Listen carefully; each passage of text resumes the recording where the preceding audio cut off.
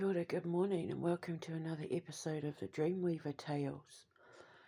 So I've just woken up. I've been awake for a couple of minutes, but it took me a couple of minutes to decipher the meaning of this dream that I'm going to share with you. I haven't had a coffee yet. I've only been awake a couple of minutes, but after I've done this, I'll get up and have my coffee and have my wash and get my day started and blah, blah, blah. It was a very interesting one, actually. It's not going to be very long, but because I don't remember too much about it. But that's the thing about dreams as well. Don't try to remember anything. You remember what you're meant to. You only remember the messages that you're meant to, so don't try to remember anything. Just decipher the bits that you remember, because the bits that you remember you will find are the only thing that you're supposed to remember, and they'll be the most important bits of it. You'll only remember the bits you're meant to decipher, because the message will be in the bits that you remember and not in the bits you don't. So if you don't remember all of the dream, or you don't remember most of the dream, or you only remember like little fragments of it, don't worry about it. You only remember the bits you're supposed to decipher, because that's where the important message is, right? All the important bits are in the bits that you remember. So this one was really interesting. I had a dream that I was in a like a sports arena, like a gym, like where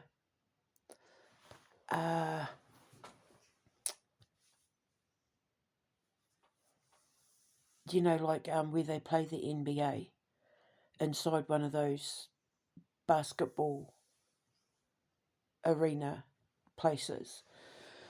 And there were all these teenagers in there, and they were training. They were all in their training. They had supporters there. It's almost like they were getting ready to go somewhere, and this was them all meeting up in the gym, and waiting for me to rally them all up together to head out. There were bags there, there were adults there, and everyone was excited, and we were all like, celebrating. We were all really, really happy to be there, to the point where there was almost like a party going on. So the next thing I remember is I was being interviewed by someone behind a camera. Do you know what it was like? And this is what I was thinking when I was trying to decipher it. It's like it's like I was in my TV show, The Art of Creation, but it was real life and not animated. And it was me, but not one of my animated characters, because it was like I was part of a reality TV documentary series where a camera was following me around, and my daily experiences in my job, and whatever it was I was doing, I was in charge of it. It's like I was in charge of everyone in this dream. I was the boss, and they all knew I was the boss, and they were happy that I was the boss. Everyone was just happy to go with the flow because I was the boss.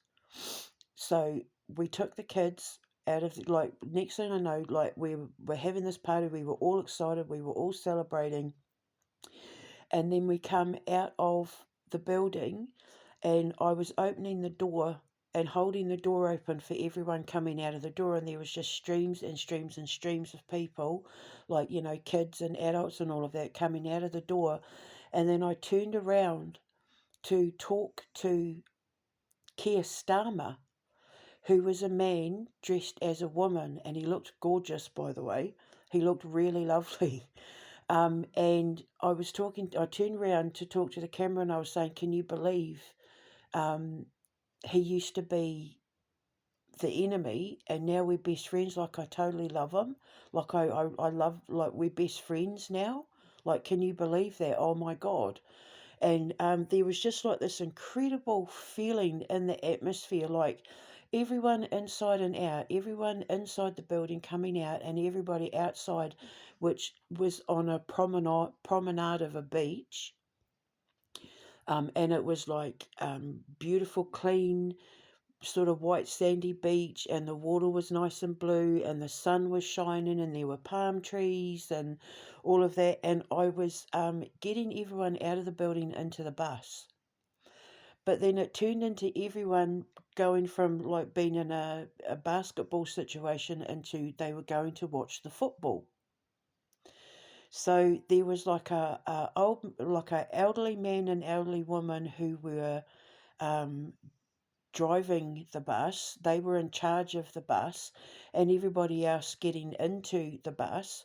And I went to get into the bus as the bus was driving off, and I realised that he was driving off and left two passengers behind, two women behind.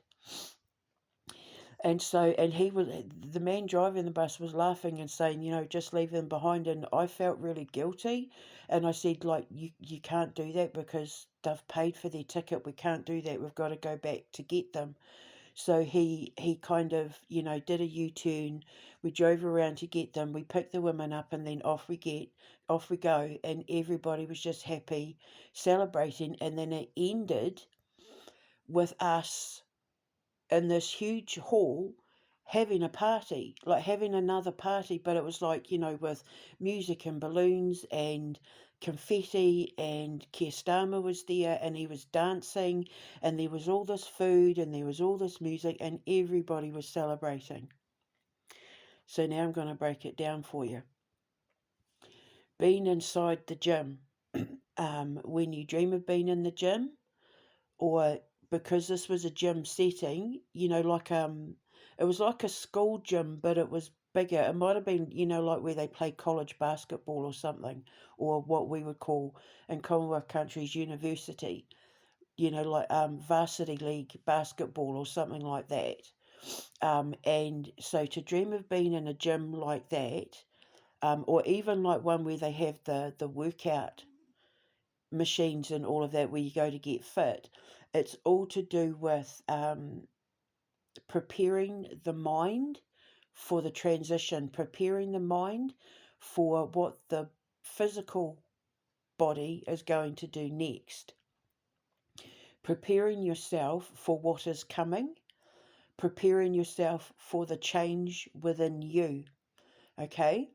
So then, of course, because we were happy and getting excited, it means that everybody knew the change was coming, and everybody was preparing themselves for the change because they could feel the shift, and it was getting them excited. It was elevating them. It was raising their vibration because everybody instinctually knew that something really exciting was about to happen. And so they were all preparing themselves for it because I was getting everybody ready. I was the strategist. I was the one that had, I was the reason why everyone was there. Whatever it was that I had planned, which was this party, everyone knew it was coming, and they were preparing themselves for it because they could feel it coming, and so they were getting excited. So whether it is that it's like a sports gym or an actual, gym for physical fitness, it's all to do with preparing yourself for the physical changes, not like the mental changes, not like having therapy. It's like this is where the transition begins. This is where you go from being thinking about it or planning it or strategizing it to putting the plan in physical action. Okay, so then I opened the door, which was opening people's minds, obviously, because doors and windows are to do with, the opening of the conscious mind, opening people's connections, waking people up, giving people the epiphany, giving people the information they need in order to help them move forward, right? And I was holding the door open for them, and they were all coming out, and they were all excited, and they were clapping and cheering and all of that, getting ready to go on the bus. So it basically means that I was waking people up. When you hold a door or window open for someone, it means I was responsible, or you're responsible for waking the people up, for giving the information, for telling them what they needed in order to be able to make that move. Okay, and because they were inside the gym and then going outside the gym, the people were making that transition to follow where I was leading them, because they were happy about it, because they knew it was going to be something good at the end. They instinctually, consciously knew that I was taking them to somewhere better, that I was taking them to somewhere exciting. Okay, so then the other thing I forgot to remember was when I turned around to talk to Keir Starmer and turned back, there were other people holding the door open for these people. They were there to help me, but I was getting annoyed with them, and I went over and I held the door and I said, "I've got this. This is my job. Don't worry, I've got this. You can go." Now, that part of the dream means that either people were trying to copy me, there's people trying to copy me, there's people trying to do what I do, or people are going to try and offer assistance in a way that just they're getting in my way. So when someone else is trying to hold open your door or window, when you know it's your door or window that you're meant to be the one to open the door and window, it means it's either people trying to get in your way, it can mean, like a small obstacle, a small hindrance, or people trying to copy you. And this, it was like they were there to help me, but it was just slightly annoying because it was my job to keep the door open. So anyway, the Keir Starmer being in drag, obviously he's a Virgo in real life. So Virgoans rule how they are seen by other people. They like to have, they control the physical body. They could even control, like the the gymnasium, and working out, because Virgoans rule like the physical body, physical fitness, how you're seen in the public eye. And because in real life he is the Prime Minister, obviously it's all to do with how you're seen in the public eye, having control over how you are seen in the public eye. Now, because he was a man, because he's a man, well, in real life dressed as a woman, to dream of being in trans, to dream of being in drag, to dream of being trans, is all to do with either questioning your sexuality, or questioning how you're seen in the public eye. It's all to do with questioning the what you control and what you can't control about what is being seen in the public eye. And we were out on the promenade, which means in full view of the public, and how do I put it? And he was happy. He was really happy. He was relaxed. He was enjoying just being a part of it all.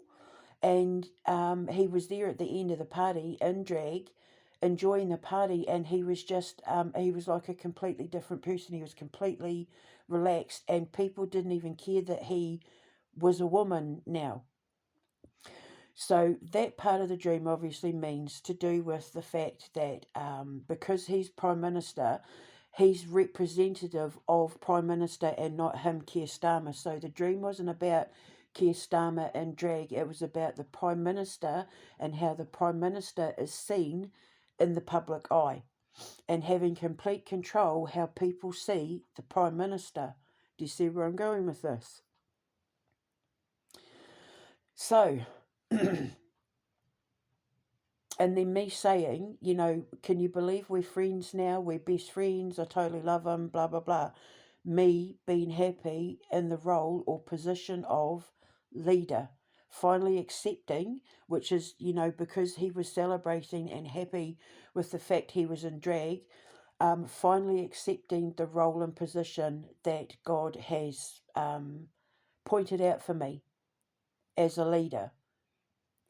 And being completely happy with it, and me saying to the camera, "Can you believe we're friends now?"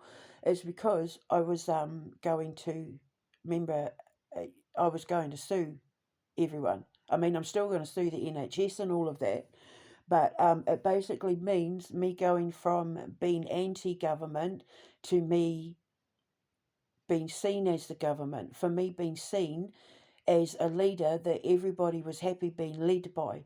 Everyone was celebrating the fact that I was the leader. And Keir Starmer is just symbolic of Prime Minister, of leader, not, it had nothing to do with Keir Starmer personally because he was in drag. So it was like, accepting the position, accepting the role that God has put you on, put you in, and being completely happy with it because I was in complete control of where we were going, which is what the bus was about. The older man and woman in the dream, I knew that they were like the financial backers, that they were the ones who were funding my role as leader. They were in complete and utter support of my role as leader to the point where they wanted to drive the bus. So they wanted to be a part of the journey as well. They wanted to be a part of this experience because it was my bus. It was me that had put it there. It was me that was responsible for all the people getting on the bus happy. It was me that was why everyone was happy. And it was me as to where the destination was and the party at the end. And they wanted to be a part of it. And I knew that they had a higher authority than me. But we were all just so happy to be a part of the flow and be a part of this brand new experience, which is what the reason why it was blue skies and clear waters is because everybody was on the same level of just being happy to be getting out of what we were in and into something so much better that nobody had a problem with it. Everybody was happy with where it was going, to the point where the people who were driving my bus wanted to be a part of it so much they wanted to drive the bus, meaning they wanted to fund the bus. They're the ones that paid for the bus. So I obviously had said to them, "Hey, I wanna, can we do this?" And they're like, "Yep, we want to fund it." So they paid for the bus. I set it all up, which, being in the gym with the basketball, it's all about strategy.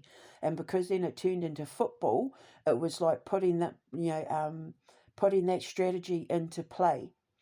Okay, so then we all got on the bus, and then obviously the two people that we'd left behind, it was and my, me feeling guilty about it, and them just saying no, don't worry about it, let's just leave them, and then me saying you can't do that because they paid for their ticket. That might be how do I put this? That might be the people funding it, the older man and woman driving my bus, maybe recommending something that isn't, or wanting to do something or doing something because they were driving the bus. And obviously vehicles in your dreams mean the journey you're on, the kind of path you're taking and what you're going to experience on that path all depends on what it is that you're sitting in that gets you from A to B. Now, this was a bus full of happy people getting ready to celebrate, right? Um, in the dream, we were going to play football, going to watch the football, but it ended with us having this big party in a hall. But because I made them go around and drive back and pick the women up, it means that I made them question a couple of their actions. Like maybe they had because remember, I was saying to the camera, can you believe that that he used to be the enemy? Can you believe that we used to not like each other, or we didn't get on, and now we're best friends? Obviously, the couple driving the bus, I've made them, or I will make them, whoever they are, question them a couple of their moral actions or ethical actions, possibly making them feel guilty about something they've done, and then them doing a turnaround, like them completely doing a 360, so going from being the enemy to my biggest supporters, like that sort of thing. I'm not saying that's what it is, but that's basically what it means when you do a turnabout. It's like changing your mind, changing your perspective, people completely changing the way they see you or the situation. Okay, so that's what that means. So then we were all on the bus, and it ended with this massive party with Keir Starmer there dancing and singing, and everyone was eating food. And I was standing in the kitchen as well. I didn't mention that part because I was helping make the food, and I was also the one that was making sure that it was getting out on time. So it means that I was in complete control of what people were being fed, and because I was making sure that it was all like hot, cold, warm, that it was all fresh. None of the food was rotten. Everybody was like working in complete union. I had everything, and everyone working together. I had that gameplay or that strategy down packed, and everybody was like going with the flow. There was nobody didn't know their role. Nobody did anything wrong. Everybody was helping everyone. Everyone was working together, and then it ended with this hall full of food, fresh food, which means also it can mean like winning the lottery. And there was confetti and balloons, and that can mean like the celebration of winning the lottery, hitting the jackpot, and celebrating because of it. So it could be like getting your dream job.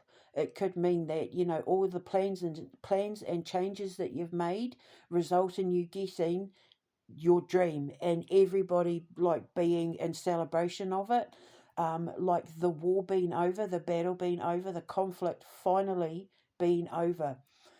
Now, the interesting thing about the promenade with the sand and the beach is that it's the same sand and same beach from a dream I had that I posted in X,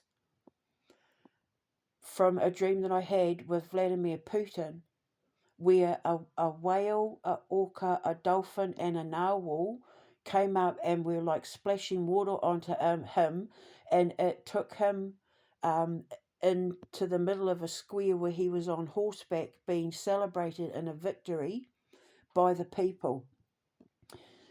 Now, the other interesting thing is that it was American football that we were going to watch, and there was an American flag in his dream, and American football, like the fact that it was sort of very, because it did honestly feel like it was in America. So it means that obviously what it is that I'm going to do in the future is going to have a huge impact on America. It means I'm going to have maybe like my biggest fan base is going to come from America, or and as well, I'm going to win my lawsuit because 99.90% of the people that are going to be named in this lawsuit are from North America. It also means as well bringing victory to America, which is, what God put me for, here for, when I said I'm doing this for America, when I swallowed the poison, when I was locked up. I'm doing this for my boys. I'm doing this for America. I'm doing this for the kids. So it means helping bring either America to victory or Americans to victory. Americans being my biggest supporters, Americans being my biggest backers, America's, being the ones who maybe like buy my streaming service, but America being the dominant force behind the reason why I achieve victory, which, like I said, because it is America, the American government, Air Force, Army, Rocio, Martin, all of that.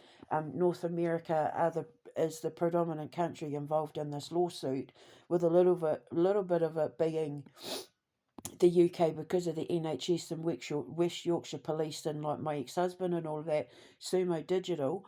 they're a small fraction, which is why Keir Starmer was the only British person there. Everybody else seemed to be American. Obviously, with the kids and the teenagers and that, it's to do with the foundation. So basically, the whole dream, to sum it up, means I'm going to get victory because I was in complete control of how this panned out, because of how I was in control of how I dealt with everything I was put through. I'm going to receive the backing of the people, which is going to fund my dream going forward, and it is going to end in celebration with me doing exactly what I was put here to do and exactly what I was planning to do, which is saving the children. Pretty awesome, eh? So you can't ask for anything more than that, can you? So praise the Lord. Hallelujah. It means that everything I've done was exactly as it was meant to happen, and because I followed the strategy, everything just fell into place. The planets are aligned. I'm getting the backing of the people that I need to get the backing from, and as a result, I'm going to get exactly what I wanted from when I started back in 2016. But where I had the people opening the doors and windows, that was obviously to do with my students and my ex and all the people who tried to get in my path, who tried to steal my identity, steal my work. It means I've taken complete control over and I have won the game. Back of the net. Mwah.